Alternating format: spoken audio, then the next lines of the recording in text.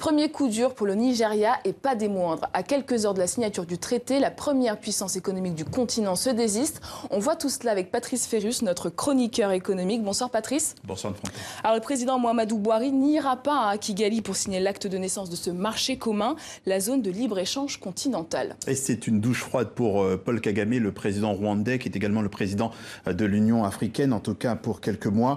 Et lui qui comptait sur un effet d'entraînement sur les autres pays, avec la présence du Nigeria à ce sommet, bien c'est raté. Seulement voilà, le Nigeria, vous le savez, est prudent. Le Nigeria finalement a de vraies réticences. Sur le papier, ce marché commun est pourtant plein de promesses. Et c'est effectivement le point de départ de l'agenda 2063, ce grand projet de développement économique à long terme. On en a parlé ici, avec pour commencer 22 pays minimum concernés par cette levée de droits de douane. Et c'est aussi, vous l'avez vu, vous le voyez, un PIB cumulé de 2500 milliards de dollars. Alors le refus du président Buhari n'est pas forcément définitif. Il demande en tout cas à l'Union africaine de revoir sa copie. Concrètement, ça veut dire quoi?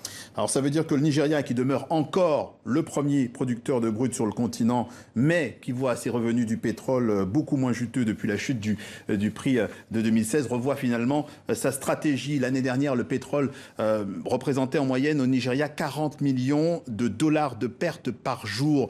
Et c'est sans compter les milliards de dollars perdus parce que les infrastructures pétrolières ont été vandalisées. Alors le puissant syndicat local, NLC, pointe aussi les effets pervers de ce marché commun. Par exemple, la suppression des droits de douane, ça veut dire concrètement pour le Nigeria une perte de ressources qu'il ponctionnait sur les pays voisins et enclavés.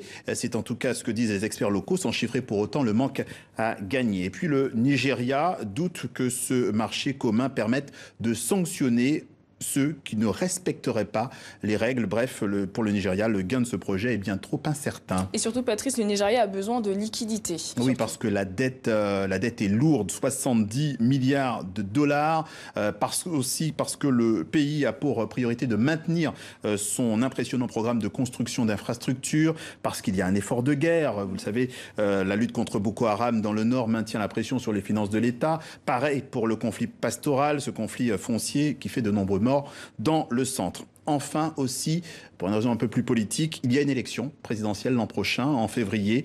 Et si au départ Buhari, 75 ans, disait qu'il ne se représentait pas pour l'heure, eh bien il laisse finalement planer le doute. Et s'il se décidait, il faudra pour lui, il devra en tout cas compter sur le meilleur bilan économique possible. On suivra ce dossier de près. Merci Patrice Ferrus pour votre éclairage.